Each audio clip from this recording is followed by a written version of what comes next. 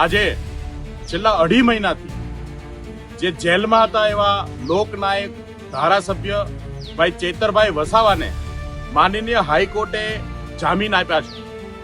આપણે સૌ જાણીએ છીએ અને જે રીતે આજે કોર્ટની અંદર દલીલો પણ થઈ, ચાર્જશીટ ઉપર ચર્ચા થઈ, એનાથી એક વાત ચોક્કસ સાબિત થાય છે કે ચેતરભાઈને ખોટા આરોપો લગાવીને જેલમાં નાખવાનું કાવતરું ઘડવામાં આવ્યું.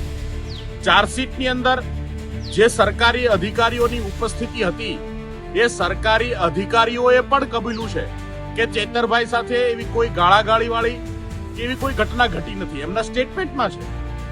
અન્ય અધિકારીઓએ પણ જે સ્ટેટમેન્ટ આપ્યા છે એ અને એફઆરઆઈ ની જે સ્ક્રિપ્ટ છે એ તદ્દન અલગ છે. કોર્ટની અંદર જ્યારે આ વાત ફ્લોર ઉપર રાખવામાં આવી, માનનીય કોર્ટે પણ સ્વીકાર્યું છે અને માનનીય કોર્ટે ચેતરભાઈ વસાવાને જામીન આપ્યા છે. આદિવાસી સમાજ, આદિવાસી વિસ્તાર અને ગુજરાતના લોકોની લડાઈ લડનાર ભાઈ ચેતર વસાવા બહાર આવી રહ્યા છે. ફરીથી ગુજરાતની સેવામાં, ગુજરાતના લોકોની સેવામાં, આદિવાસી વિસ્તારની સેવામાં અને ગુજરાતને એક નવો વિકલ્પ આપી શકાય.